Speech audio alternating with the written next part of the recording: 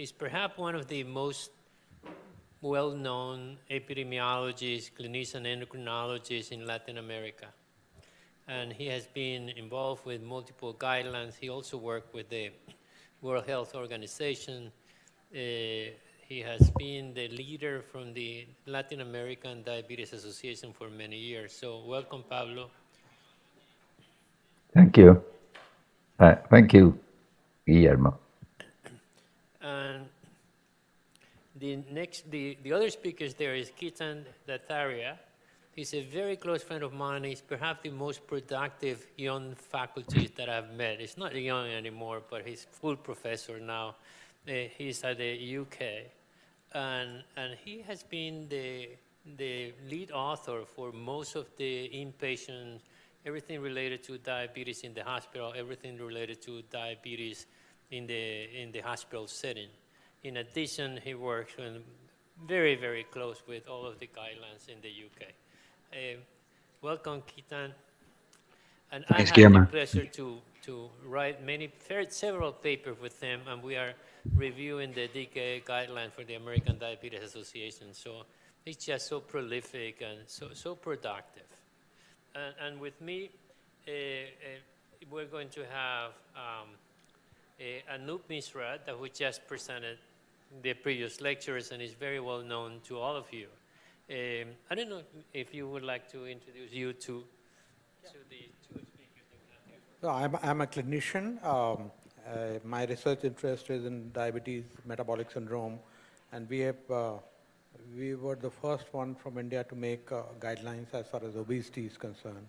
And I have been part of making several guidelines on the national level, Indian Council of Medical Research and Ministry of Health.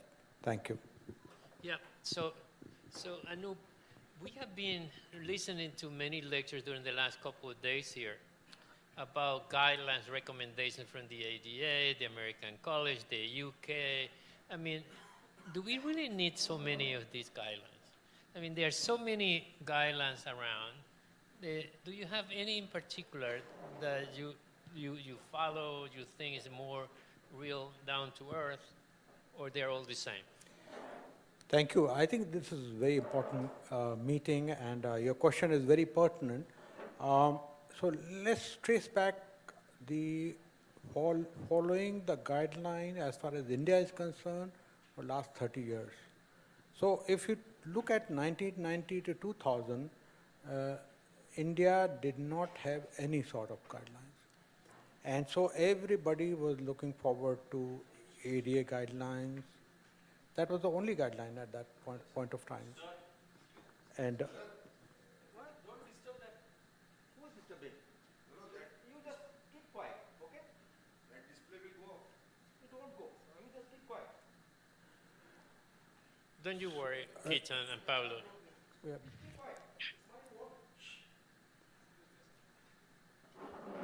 Hello? So the scene somewhat changed from 2000 to 2010.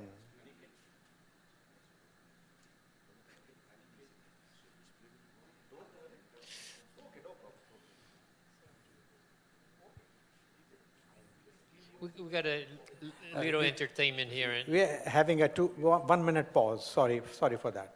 Yeah, let that be.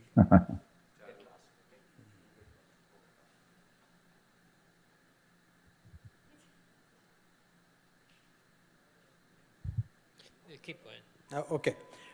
Sorry about that. So from 2000 onwards, there was a greater realization because of multiple research studies in India that maybe diabetes in India is a little different.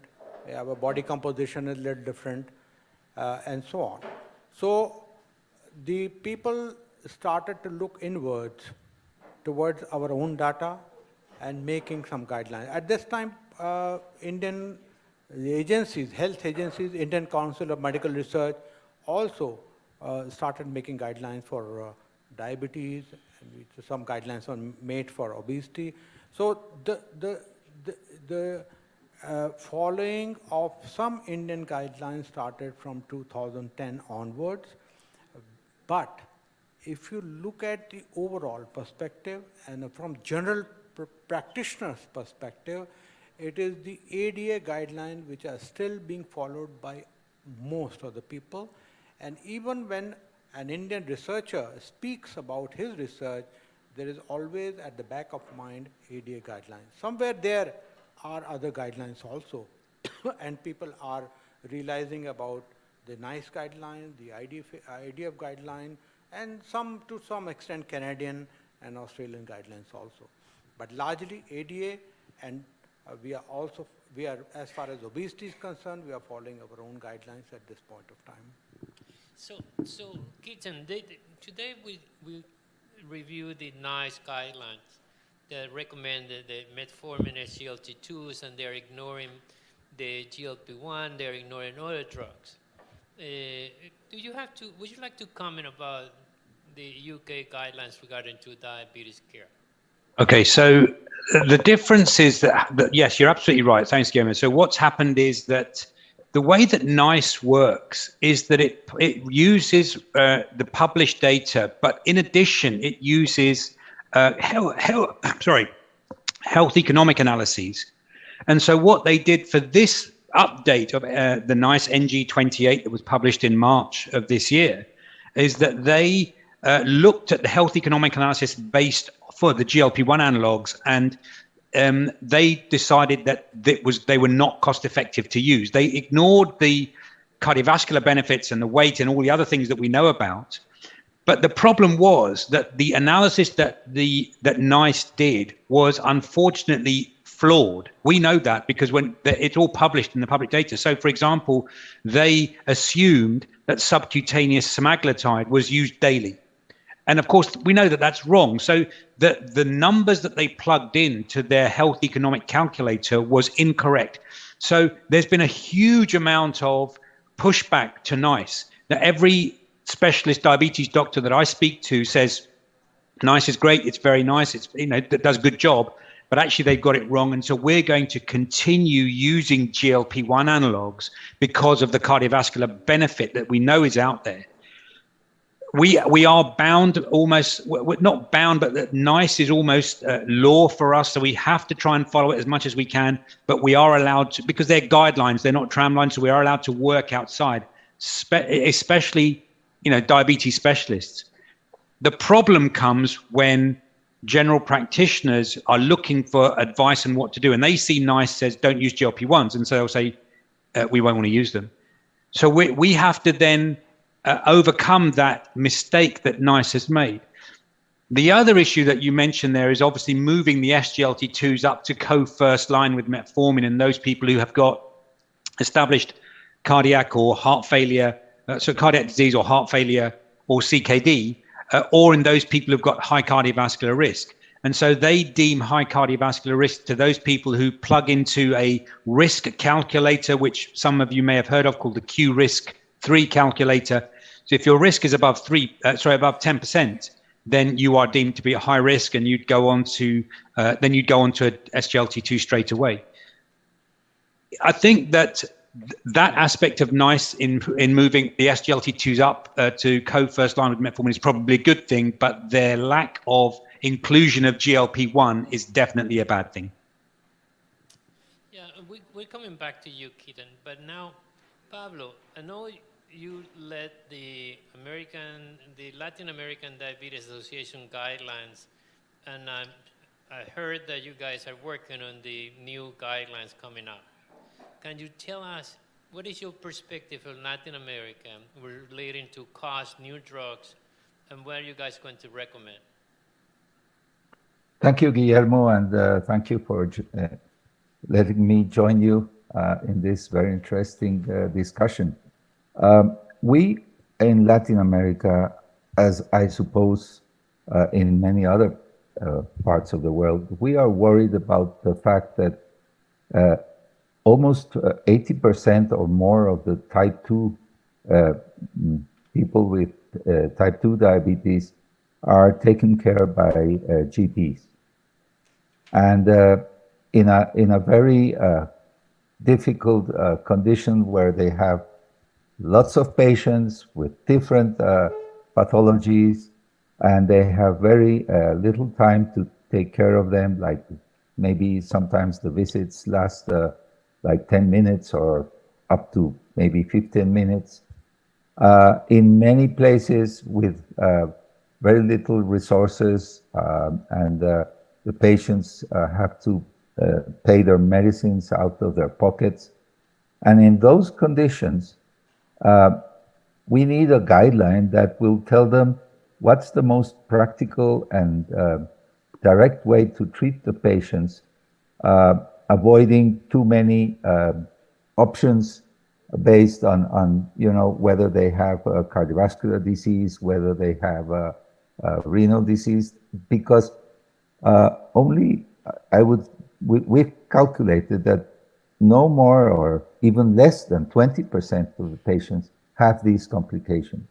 So 80% of the patients are not yet with any cardiovascular problem or renal problem in primary care. Therefore, we believe that the guidelines should be very simple at the beginning so that they would prescribe what is best for most patients, and then when it doesn't work, then decide how to individualize and in that case, maybe decide on more expensive drugs. And definitely GLP-1s are expensive, very expensive in our region. So we have left, as in the NICE guidelines, we have left the GLP-1s, the injectables, as a second or third stage. And to start with, we usually recommend metformin, more and more combined from the beginning with another oral glucose-lowering drug.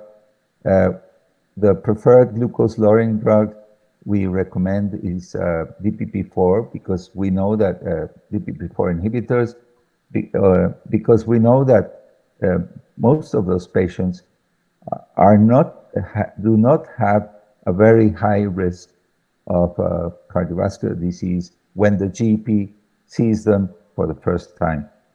And if they do a good job lowering blood sugar and controlling the other risk factors, and that is very important, giving statins to all of them, controlling the blood pressure, lifestyle measurements, including stop smoking and all that, we believe that that would be enough to prevent cardiovascular disease if they are treated early and in a directed way.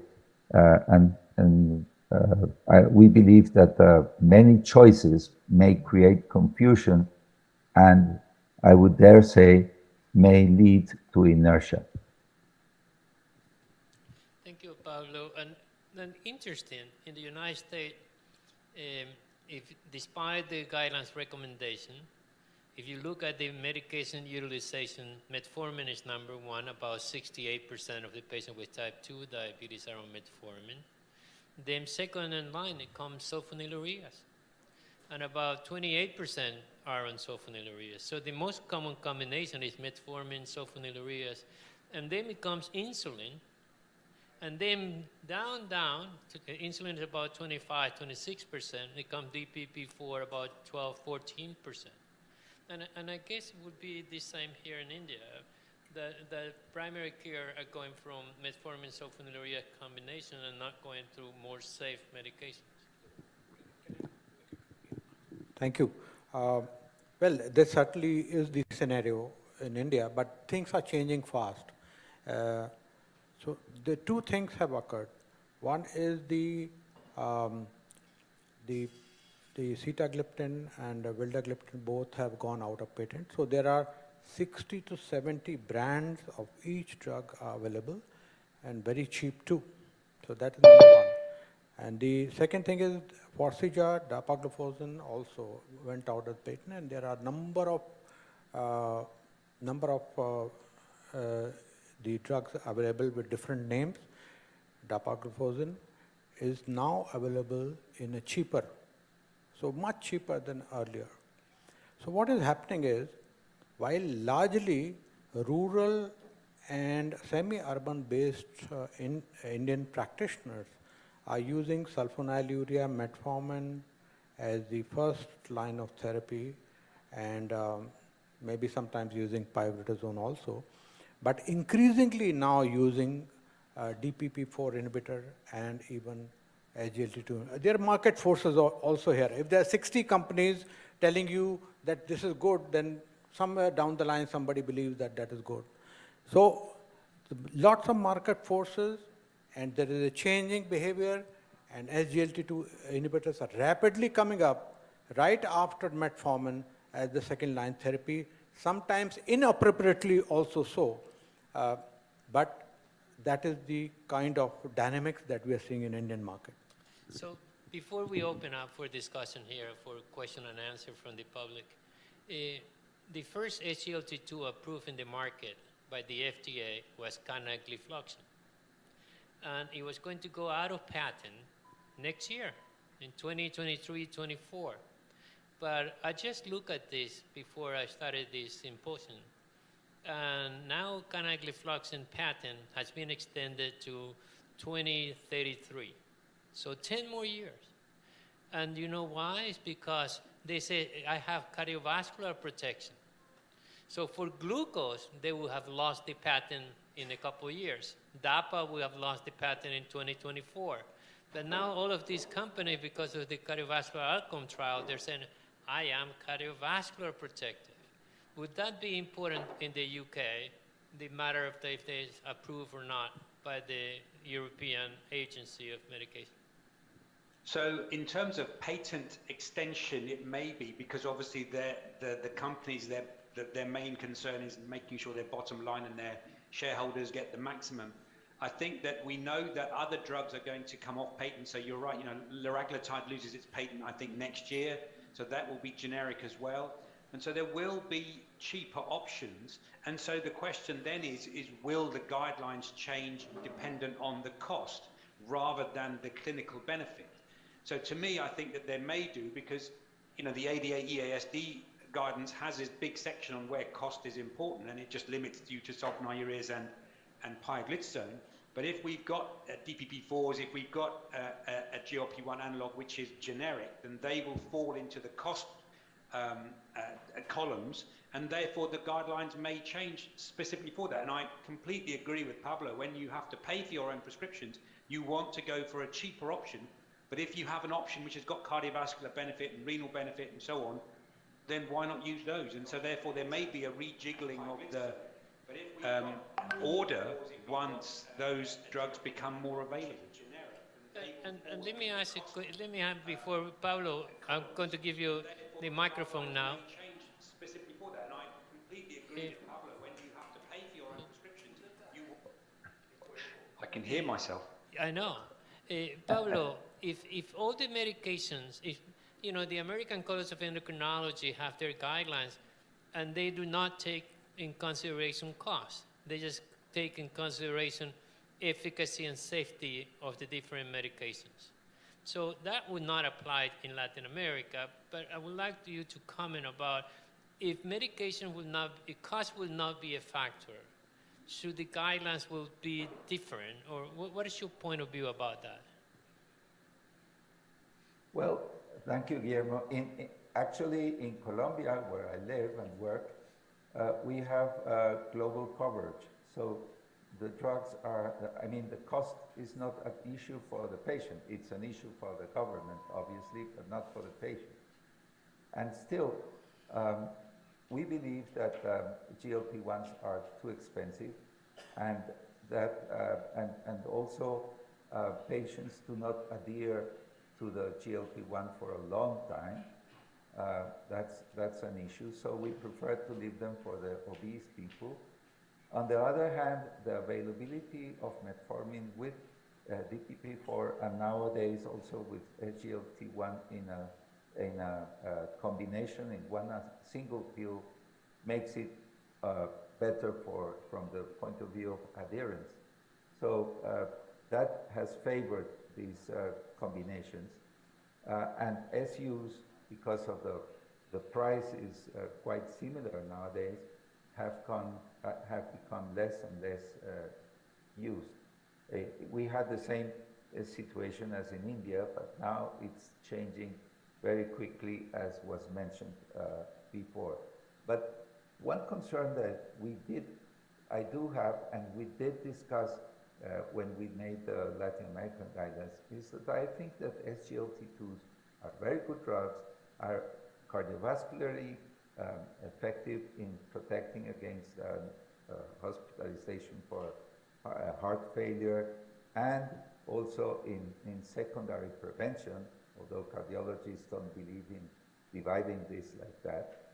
But I'm not sure that the evidence is really strong on primary prevention. That means that if everybody takes SGLT2s, then cardiovascular disease will be, the incidence will decrease dramatically.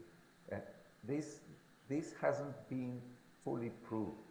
And my view is that they are very good, SGLT2s, in the failing heart, in the heart with already with let's say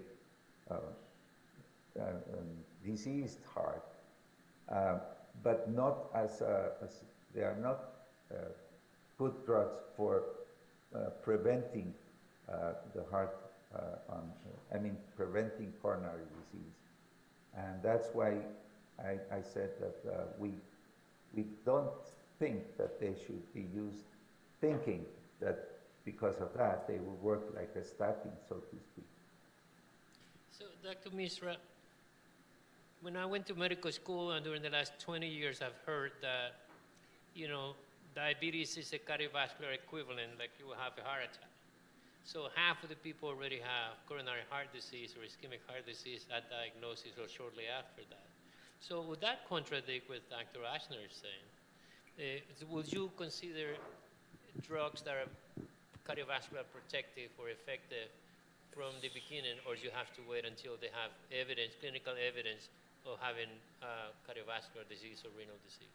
See, two things must be considered as far as the Indian population is concerned. One, that we have higher magnitude of cardiovascular disease, and that starts early. And this has been very well shown by Dr. Kanaya in the Masala study, that if you compare the white Caucasian versus the Indians, the coronary artery calcium score, especially in men, is twice amount higher than the Caucasians. So multiple studies have shown that Indians have a higher cardiovascular risk. So that is one. Number two, Indians also have higher nephropathy risk. And this has been shown from University College of London, my colleague there, where the rate of decline of GFR was faster in Indian, Asian, at least migrant Indians in UK than the whites there. There's higher amount of microalbuminuria, macroproteinuria, everything. So from both point of view, I strongly believe that if we have economically, if patient is able to buy SGLT2 inhibitor in Indian population, I would put SGLT2 inhibitor at the top, and would certainly like to give SGLT2 inhibitor in most of the patient if money is not the problem. So, Ketan, the ADA says to start dual combination when the hemoglobin A1C is about 1.5 above your desired level. The American College of Endocrinology would say anybody with hemoglobin A1C 7.5 and above should start. Now we have clinical trials that says even with hemoglobin A1C of 7, I think that's what Dr. Ashner is following, you should start combination therapy. What's the position of the UK guidelines? So there's no hard and fast rule about when to start. It just says when you are first diagnosed, you start on metformin, and then if depending on your risk category, you either if you don't have cardiovascular risk, then if you're not then at target just on metformin, then you add in PIO, DPP4, SGLT2, or sulfonylurea.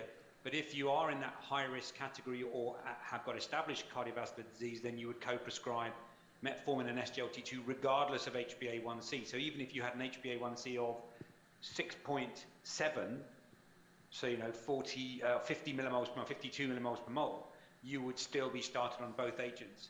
Because to me, I think that's probably right, because to me, we know all of the data from, the UKPDS and Accord and Advance, that good glycemic control right at the beginning of your diabetes life, if you achieve that for the first 7-10 years of your diabetes life, it holds you in good stead for the rest of your physical life.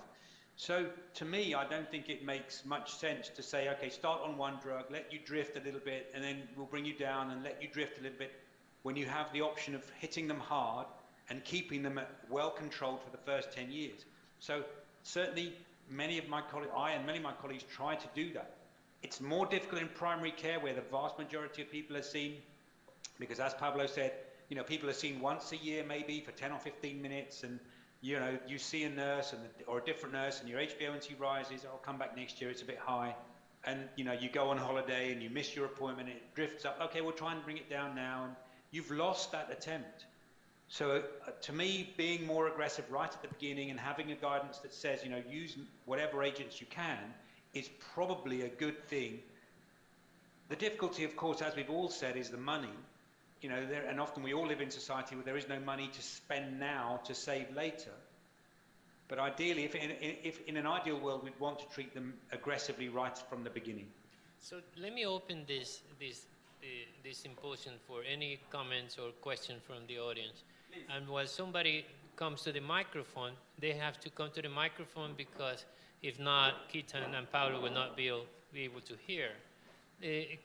Pablo, if there is any magic number of A1C that you use to start combination therapy, or you start always from the beginning? Well, the verified trial showed that if you start from the beginning, the durability of the treatment as far as lowering blood glucose almost doubled. So and because of the cost is almost the same, more and more often we are starting with a combination, regardless of the level of HbA1c, as Ketan mentioned also. Yes. Ketan was my registrar at Isle of Wight. Dr. Chatterjee, good to see you. I don't know if you recognize it. The thing is about SGLT, whatever. See, India is from a 5-star hospital, poor community hospitals, and the corporate hospital differ. And we have very poor regulatory mechanisms. We don't report any side effects. So in our country, whenever a new drug is introduced, we get lots of seminars, we get VIPs like this, people like we are product. Yeah. Okay? So we wait. So sulfonylurea, we know that it's not an ideal drug, but we know it's safe. Okay? So SGLT inhibitor, so many people come, even it's available not easy. That is the problem in this country. I agree with you, it's safe, but what will happen if somebody dies out of Fourier's gang? Even our parliament, luckily now, thanks to all these irrelevant conferences, the parliament has introduced Fourier's gangrene. So we wait. As in the medical school, they say that whenever a new drug is introduced, you should be the last to prescribe, and you should be the first to stop that drug. A new drug is that you people. Some of us are. They Yeah. So, Dr. Karunanidhi, we got your point. Let's hold on. Whatever I do, you interfere. Would you? Okay. Dhatarya, good to see you. I respect you, but Please. Thank you very much. Please take your seat. Please take your seat. Please take your seat. Don't get excited, please. Please. Yeah. So. If you kick me out, you all, why is he that? I'm so sorry, I will bring Ketan CBI. and Pablo. You know what happened to Microlab? I heard something about the Isle of Wight when I was a registrar. That was my first fellow job on the Isle of Wight. That's where I worked about 22, 23 years ago. You are threatening me. Maybe more. I paid for the conference. Who paid you? Sit down. Okay. Go to the breaker also. Because you hit me. Sit down. Hello, Dr. Karunanidhi. Don't be super excited. If you intimidate me, I'm alone. Please keep quiet. Please. Every day he shouts at me. Let me apologize. Dr. Singh, Dr. Singh, would you please? Yes, start. Yeah. Yeah. Sit down. You sit down. Aniket, Who are you then? Look at him. This is how you conduct the seminar. I'm glad. Bring thugs. I'm glad, Ketan and Pablo, you're not able to see. Oh, sorry. Just look at the front. Okay. Yeah, sorry for little bit of interruption. So let's come to the point of whether starting with a single drug or a combination therapy. As Ketan was mentioning that today we have got the drug which has got a potential of causing hypoglycemia minimal. For example, starting with metformin or a GLT-2 combination. And when we have got a data at the moment that suggests that, see, if we look at the current ACC-AHA guideline, 2022 guideline, the SGLT2 inhibitor has been given a grade 1 level of evidence A for even primary prevention. Of course, they have got SGLT2 has got 1A for the secondary prevention. Even for the primary prevention, it has got a 1A, based on the declared TME data, which we all know. Now, we also learned over a year that combining a metformin to a SGLT2 inhibitor would likely have a chance of less genital tract infections compared to the monotherapy with a SGLT2 inhibitor. We do have some data with a SGLT2 DPP4 that suggests that combination of these drugs might cause less genital tract infections compared to the SGLT2 therapy alone. But we also have now data that suggests metformin SGLT2 may have a significantly less genital tract infection than SGLT2 alone. So looking at all those figures, putting into the perspective that SGLT2 has got a primary prevention license of grade 1A because of the heart failure reduction. Metformin SGLT2 would not potentiate hypoglycemia when you are starting as a combination therapy, perhaps may have a lesser GTI. Why not start with, and finally, in the Indian context, when we have got 100 pharmaceutical company with dapagliflozin in a cost of, hardly it will be, 5 cents, 5 cents from the US perspective. Why not one should go for the cost of metformin and SGLT2 is equal in India now. So now I am proposing that from the Indian context, see, there may be the issues for the cost in the United States or other part of the world. But here we have got a SGLT2 that costs similar as of a sulfonylurea, similar as of a metformin. Why not we should now change the guideline given the current, acquisition of the cheaper SGLT2 inhibitor? So Dr. Singh is proposing metformin SGLT2. Dr. Axner is proposing metformin DPP4, but I guess for primary prevention, dual combination should be the way to go early on in the disease. Would you agree? But where is the data for the DPP4 inhibitor for any cardiovascular risk reduction? Forget about the primary prevention. We don't have data for the secondary prevention cohort for DPP4. So I totally agree with what Dr. Singh has been saying. And this is exactly my contention also, that we are, when we see the patient, they're already late, they're already at a high cardiovascular risk category. And if we have a combination which is cheap, why not use it? And it's just, fear of urinary tract infection and pulmonary prostatitis is so little and can be manageable. I personally think for Indian population, we should revise our guidelines and put SGLT2 right up front, and our patient will benefit definitely. Except a couple of things, obviously a patient who's a BMI of 18, who's having tuberculosis, who's having a lot of fever, catabolic state, we are not going to give it to them. But appropriately choice patient, and we put metformin, SGLT2 inhibitor right up front. And most of them, anyway, sir, uncontrolled diabetes, 70% are uncontrolled. So this thing of 1.5% is already fulfilled there. They have 8, 8.5, 9, 9, 10.5, 10 hemoglobin A1C. So this fits very well as far as Indian population. Dr. Ashner, what about adverse events, side effects with SGLT2 compared with DPP4? Would that push you one way or the other?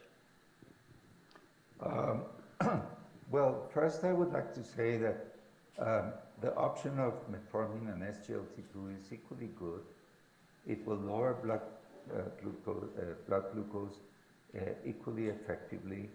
And it might have also the additional benefit of some weight lowering. So I'm not against starting with a combination of metformin and SGLT2, but I would not say that regardless of HbA1c and regardless of what is the effect on HbA1c, because that's what's happening. They, particularly, I would say cardiologists think that if you give an SGLT2, the patient is now like sort of protected against cardiovascular disease. And I don't think that has been really demonstrated in primary prevention. Patients still has to do a lot of work on other cardiovascular risk factors. Now, going to the side effects, in practice, you do see frequently not urinary tract infection, but genital infection, particularly in women, vaginal mycotic infection. That's not so rare, and it's been triggered by the use of SGLT2s, and we have to be careful about that. Can be treated, yes, but we have to be looking for that. On the other hand, with DPP-4 inhibitors, there's hardly any side effects, and if there are, they are more attributable to metformin.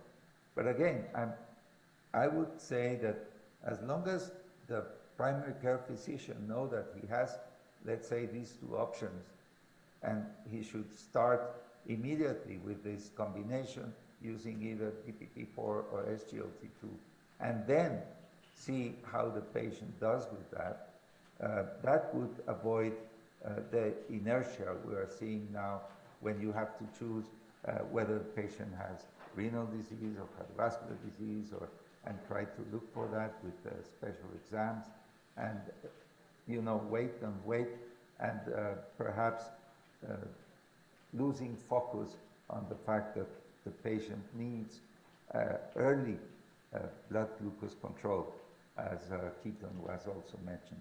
And talking about side effects, Ketan, you were the lead author for the UK guidelines on the management of diabetic ketoacidosis. Are you concerned about DKA with the use of SGLT2s? In people with type 1, yes, definitely. So we tend to avoid them. And in fact, in the UK, AstraZeneca, the manufacturer of dapagliflozin, who had the type 1 license, then withdrew the license. Now, they didn't say that was because of safety. It was because people weren't using it, because many specialty doctors were all just a bit afraid about the DKA risk. In people with type 2, I think the risk is significantly less. Although if you look at all the trials, you've still got anywhere between 3 and 6 fold increased risk of developing DKA from a very low baseline, of course, but it does still increase the risk. So, what we would tend to say is, as you would do for anybody, all of us, if you start somebody on a medication, you don't just give them a prescription and say, off you go. You counsel them. You say, when you're on this medication, you need to watch out because some people get a genital yeast infection. If you do, you go and buy some ointment for it. But if you if you become dehydrated, if you become ill with diarrhea or vomiting, if you're admitted into hospital, then just as you would stop metformin, just as you would stop your ACE inhibition, you'd need to stop these medications as well because of that increased risk. So I think we are all aware, but I think that with increasing education, as particularly of primary care teams, because they're the people who are going to do the vast majority of prescribing, then the risk hopefully will be mitigated. And if people are unwell, you give them some comfort, you make sure there's something else that they got on board. There are various risk mitigation strategies that have been published. The other group of people, of course, who are at increased risk, so we talked about using them very up front, and that's the time I think they would do best, because beta cell reserve is at maximum. You've got lots of insulin around, and that would minimize the risk of developing DKA. If you leave it for a very long time, when beta cell reserve has gone down, these people have already got type 2 on insulin, that's the time that the risk will increase. So their blood glucose comes down, they reduce their dose of insulin, it crosses a threshold, you can't stop ketosis, and they become ill, their counter-regulatory hormones go up, and they develop DKA. So I think you've got to choose the people carefully and what stage of their diabetes journey they are at. I think it's better if they're used up front at the beginning of their diabetes journey, because the risk of DKA then is a lot lower. We have another question from the audience. I have a comment to make that whether a costly drug is made very cheap. In India, it is likely that it will be used most indiscriminately, because here people will be copying the prescriptions of consultants and they will not be knowing where exactly this drug is not to be used. So if they start using these patients, even in insulinopenic patients, we are likely to come across many euglycemic ketoacidosis patients. Secondly, this drug is likely to increase gluconeogenesis, and obviously it will give rise to more patients of sarcopenia and osteopenia. So unless we teach our patients also to have good protein and calcium intake, and I think we will be expecting a lot more complications in future. Your comments, sir. Thank you. May I respond? Okay. Number one question. We have been using this drug now for 7 years. And I remember initially when canagliflozin was introduced in India, within a short period of 3 months, we saw 2 diabetic ketoacidosis, non-euglycemic ketoacidosis. One was very severe, several days of hospitalization. But that there's so many seminars, so many education. Everybody knows about this particular entity in India. Most, maybe 10 to 15% of the people may not know, but still 90%, because everything is now available. 7 years down the line, thousands of patients treated. As far as my practice is concerned, after that initial surge of diabetic ketoacidosis, because somebody didn't know how to use it, subsequently people have been using quite judiciously, even in India, despite it is being available in every pharma shop. And so we have not seen, but the possibility is always there, as you rightly said, sir. Number 2, we showed in sarcopenia this thing that use of dapagliflozin for 90 days did not reduce the muscle. And there is some similar studies worldwide also. So it's not always that these will produce sarcopenia unless patient is doing something very wrong, not exercising, not enough protein. So obviously they will go into sarcopenia. So sarcopenia is not a major question as far as this drug is concerned. But yes, inappropriate use still is in India. And you're right absolutely that we should educate our physicians more about euglycemic ketoacidosis and even genital myocardial infection. And that is needed. So we have maybe a couple more minutes. So Ketan, you have been involved with these guidelines in the UK. And if you have to criticize your guidelines, or let's say, ask the question in a different way. If you would like to make a suggestion to the committee doing the guidelines in the UK for NICE or any other one, what would be your recommendation to improve the guidelines in your country? So I would say that, personally, I'd say for NICE that you need to rethink about the GLP-1 analogs. Because we deal with the healthcare profession, where the people don't have to pay for anything, it's the government that pays. I think the main thing that they've missed out is the GLP-1 analogs, where they come and the cardiovascular benefits. That's the one thing I would say they've missed. What about you, Pablo? If you would like to make a recommendation from your guidelines, listening to these comments today, what would you say? What would you suggest? Or do you think they're perfect enough that you don't need to move anything? No, not at all.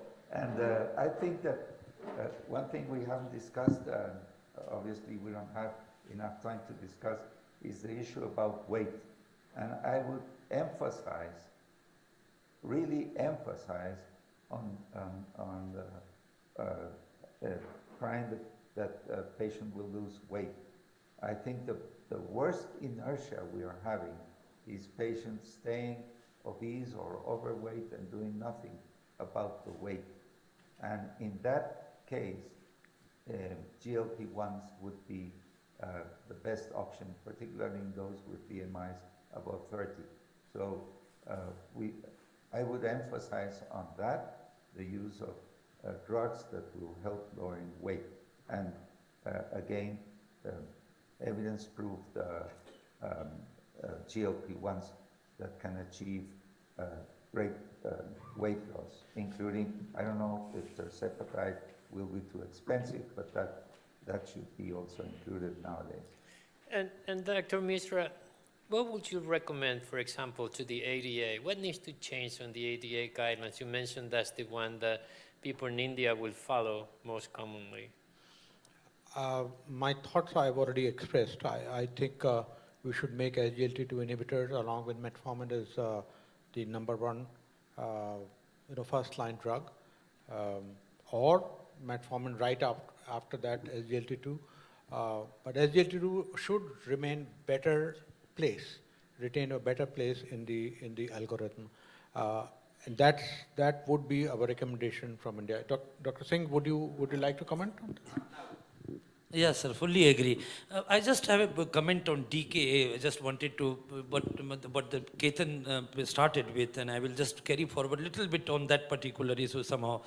Professor Asner said that we had head-to-head trial of SGLT2 versus DPP4.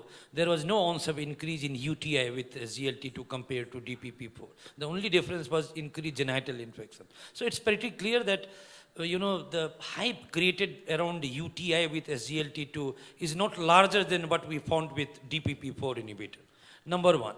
Number two, the initial decay, so remember when the Cana was approved by US FDA in 12 and DEPA by EMA in 2013, we used to read paper in diabetes care, 6 cases of decay. And if you look back into those 6 cases, some had surgery done, continuing on the tablet, someone has binge alcohol, somebody didn't eat anything. Down the line, there was some cause associated to precipitate DKA. So somehow I feel that DKA part is little bit overhyped. Why I'm saying, if you look into the trials, recent trials, for example, acute heart failure trial, impulse trial with IMPA, 0 case recorded of DKA. DARE 19, only 2 cases of decay in the DARE 19 with dapagliflozin.